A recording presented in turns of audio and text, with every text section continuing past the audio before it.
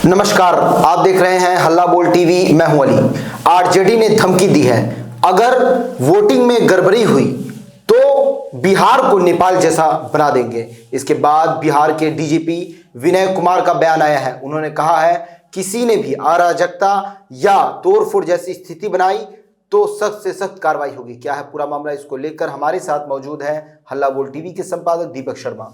हाँ अली, आरजेडी के एमएलसी सुनील सिंह जो लालू परिवार के बेहद करीबी हैं, राबड़ी देवी के मुंह बोले भाई हैं, उन्होंने बयान दिया था कि अगर चुनाव में किसी तरह की गड़बड़ी हुई तो बिहार को नेपाल बना देंगे। जी, बिहार को नेपाल बना देंगे मतलब तोड़फोड़, आगजनी, अराजकता, हिंसा, इसकी धमकी दी थी। उन्होंने यहाँ तक कह दिया था कि गड़बड़ी हुई तो या तो उम्मीदवार निकलेगा या अफसर निकलेंगे गड़बड़ी करने वाले, मतलब अफसरों को भी धमकी दे दी थी। जी। इसके बाद बिहार के डीजीपी विनय कुमार का बयान सामने आया है। बिहार के डीजीपी विनय कुमार ने कहा है कि मतगणना के दिन कानून व्यवस्था बनाए रखने को लेकर पूरी सख्ती की जाएगी।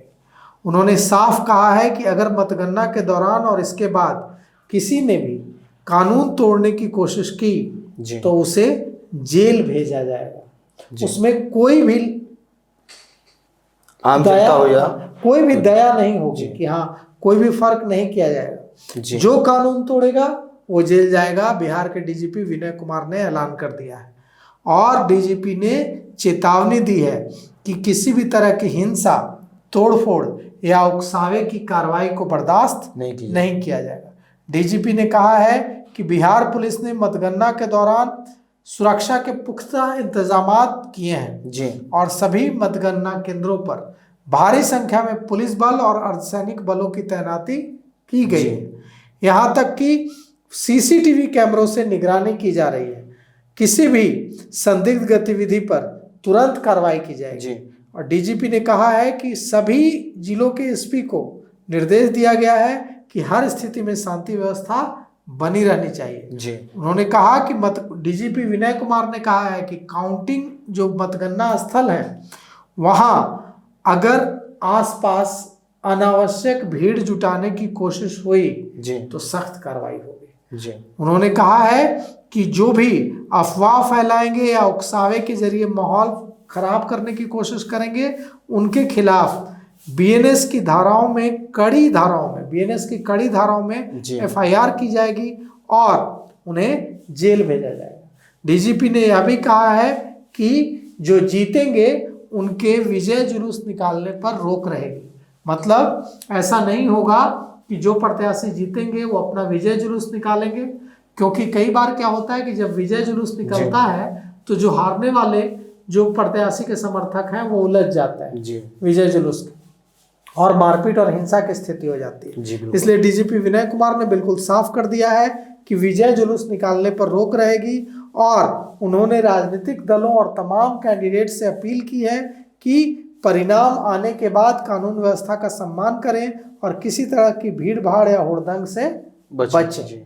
तो यह जो पूरा मामला है इसमें आरजेडी ने जिस तरह से, आरजेडी के एमएलसी सुनील सिंह ने जिस तरह से यह कहा था कि हम बिहार को नेपाल बना देंगे अगर गड़बड़ी हुई, उसके बाद डीजीपी ने साफ कर दिया है कि बिहार को नेपाल नहीं बनाने देंगे। बिल्कुल। जो लोग भी अराजकता, भीड़ तंत्र बनाने की कोशिश करेंगे, भीड़ को उकसा कर कानून अपने हाथ में लेने की कोशिश करेंगे, उनके खिलाफ सख्त से सख्त कार्रवाई की जाएगी। डीजीपी ने कहा है कि आम लोग अपने घर में बैठकर टीवी पर चुनाव परिणाम देखें और किसी तरह के कहने या उकसाने पर कानून तोड़ने की गलती न करें, क्योंकि अगर ऐसा करेंगे तो उनके खिलाफ सख्त कार्रवाई होगी और स्पीडी एफआईआर होगा और स्पीडी ट्रायल के जरिए कोर्ट से भी सजा दिलाई जाएगी। अब आते हैं मतगणना की तैयारियों पर कि मतगणना की क्या तैयारी है।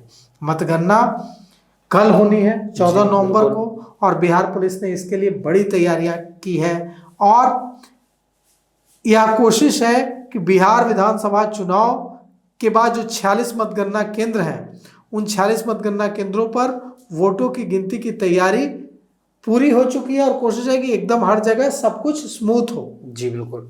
सबसे पहले पोस्टल बैलेट की गिनती होगी और उसके बाद जो ईवीएम में पड़े वोट हैं उनकी गिनती शुरू होगी। अगर हम बात करें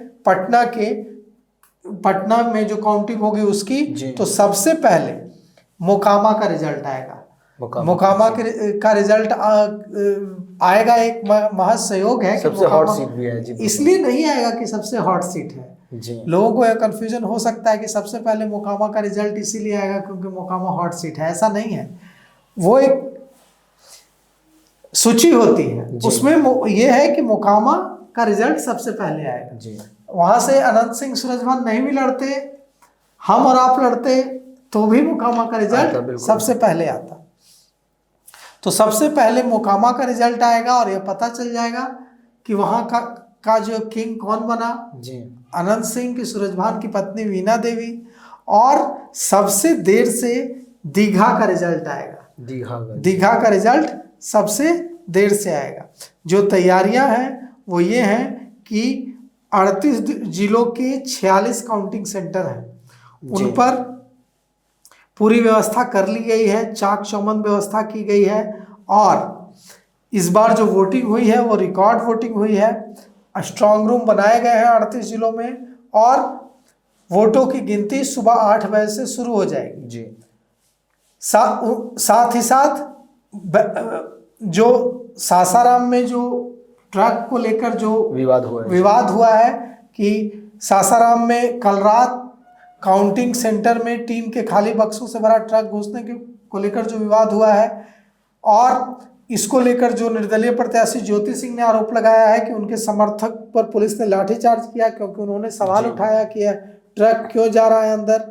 इसके बाद वहाँ डीएम भी पहुंची, एसपी भी पहुंचे और जांच की गई और जांच करके बताया गया कि ये जो ट्रक है ये खाली जो बक्से हैं उनको लेकर आया था, इनमें कुछ भी आपत्तिजनक नहीं मिला है। रुझान सुबह 9 बजे से आने लगेंगे। सबसे पहले पोस्टल बैलेट जो आते हैं जी, पोस्टल बैलेट की गिनती होगी और हम आपको लाइव अपडेट देते रहेंगे जी। तो सुना आपने इस पूरे मामले को लेकर आपकी क्या राय है, अपनी राय कमेंट्स बॉक्स में ज़रूर दें। तो फिलहाल इस पेशकश में इतना ही। आए की खबरों के लिए बने रहे हल्ला बोल टीवी के साथ। धन्यवाद।